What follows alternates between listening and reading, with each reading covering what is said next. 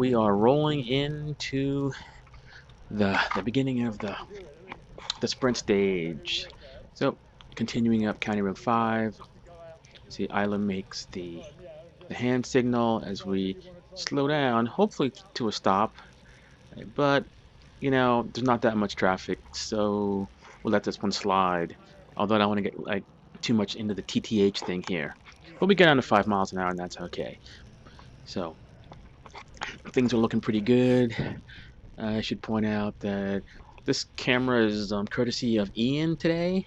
Mine wasn't working, so we'll just go from there. And I took the telemetry from myself, so I've got my power, and I'm just a little bit behind Ian in most of this, so at least you get an idea, at least what kind of work we were doing here.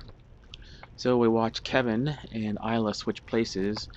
The wind was a little bit out of the southeast, so there was a little bit of good communication there for Kevin to give Isla some shelter. Things aren't hotting up yet, but it's always nice to not be bleeding off energy when you don't need to. So it looks like Ian's nice and tight in there. It looks like Kevin's coming back. I'm not quite certain what the deal is here. Just Isla made a little acceleration there. Maybe the guys up front were hitting it pretty hard. Looks like that might be maybe Curtis up there. Not certain who the other gentleman is, but not important just yet. So, slight wind out of the east, but nothing horrendous. But it will hopefully, hold the group together a bit more. Isla's starting to slot back just a little bit, either out of comfort or the pace is hotting up. But it's like what, 17, 18 miles an hour, so it's not that bad just yet. Making some observations here, looking at her jacket, a lot of flapping in the arm there. Probably some room for improvement as far as aerodynamics. There's probably like 3 or 4 watts being like bled off right there, if not more. But I digress. So Ian's holding tight, a good position, and it looks like Isla's falling back, probably out of safety, because we're going to be coming up this hill and then into that corner, which is always just a little bit tricky. So Curtis pulls off, and let me see if I can see who this is. I don't know. Maybe that was Steve Hyland, not certain. Curtis pulls back, and Curtis is still riding that old bike. Now, I know my bike's an '05, and we keep talking about getting a new bike. I think there's going to be some weeping when he finally gets a new piece of iron and realizes what he could have been doing on something a little bit newer. So Kevin's up front with, I think this guy's name is Steve. I don't remember. I'll just call him Steve because, it's as good a name as any. So we're heading into this corner, which is always a little sketchy. You never know if there's a car coming or not. It's like Ian's hanging in there really nice and tight. Look at that apex right on the yellow line here, right within the rules of engagement. Not bad. So Ian tightens this up, and the rest of the pack is probably pretty close. There's Curtis not wanting to get too far behind, which is always wise because, for those who didn't corner very well, that opens up a little bit of a gap there. There's definitely a little bit of lethargy here in the group today because people, I don't know if they don't want to go hard or whatever, but we're still in the double pace line, keeping it nice and easy for everybody. And no one's been aggressive enough to want to go to the front and put the hammer down. So like Kevin would normally be at the TTH, but he's slumming a little bit for whatever reason, but doing his work at the front, so I'm certain that it's not that easy up there. Coming along, let's see, these guys are still up there. Ian in second position, and so people, even though they're sitting in, there's better draft further back. I mean, you can't avoid it, whatever, but we should just make note that for the people who are up within the first like 2-3 rows, especially the second row, you're definitely wasting a lot of energy. So both of the guys come off the left-hand side, which is something a little different that we do in our group out of safety. It keeps the double pace line from having to like widen and have 2 guys go off the other side, and people have become accustomed to it, and I think it works out pretty well. So Ian holding his own at the front, And if I'm back there pushing, looks like, oh, 200 to 300 watts, Ian's working pretty hard. Uh, It'd be good to have like a timer up here so I can actually count and see how long people are at the front. I know Kevin crew are out there pretty long, and it looks like, I don't know if it's Curtis over there next to him, but they're doing a really nice job out at the front.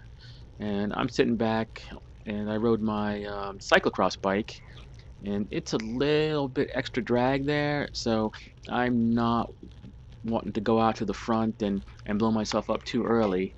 So sitting in is actually good.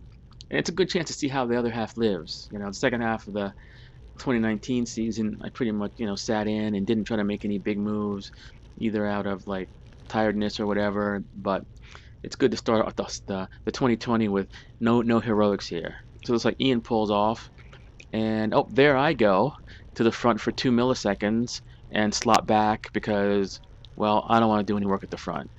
So Ian's taking his time going back.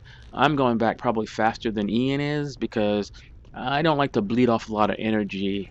And I guess because I have fast twitch muscles, it's really easy for me to accelerate at the very end and get back on versus like staying 1 or 2 miles an hour, like slower than the group and basically bleeding off energy. So we've got tiny, tiny, slight wind out of the, the east, slight south, slight southerly component, very, very slight. And it looks like here there's a little bit of a gap opening up, speeds at like 24, 25, and I believe the game, as they say, is afoot. Good sized gap here, but Ian's riding pretty strong, and he brings us back actually very nicely. Um, let's see. Up looks like Curtis is like, well, rode Ian's coattails on that one, but wants to make certain that he doesn't miss out on the selection this time. So this bridge is always a little tricky. There's always little holes, and this is normally when people just punch it because it's a good place to attack. So it looks like I'm moving up alongside Ian, showing him my wheel, and we're looking at my wattage here, 400, 500. Oh, look at that, like 507 watts on that one. So John must have been doing some work, and it looks like he's fallen off a little bit as I slide in up there. Ian's coming up. Looks like he's gonna make contact. I can see by my body language that I'm working pretty hard, so I make the decision here to shut it down because I don't want to chase too much.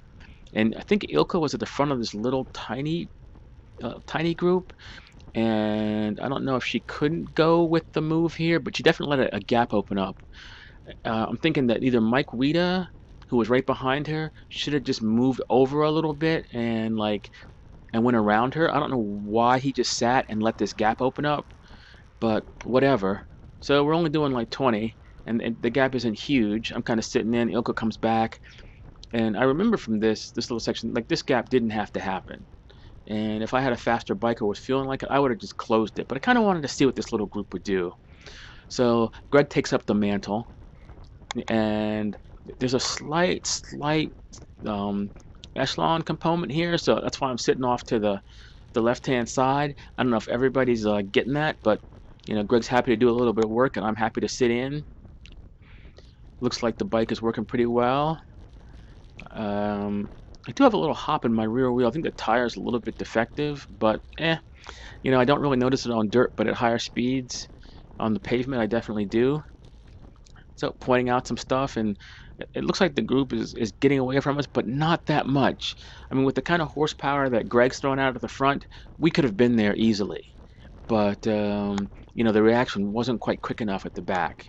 So, and just a lesson to people: like, if you are in the mix and you can't hold the wheel in front of you, you need to move over and flick your elbow and let the people behind you know that, hey, you can't hold it, because at least you get a chance to like let them come by and catch a little bit of recovery to get back on, and then you have a chance to maybe make the selection again.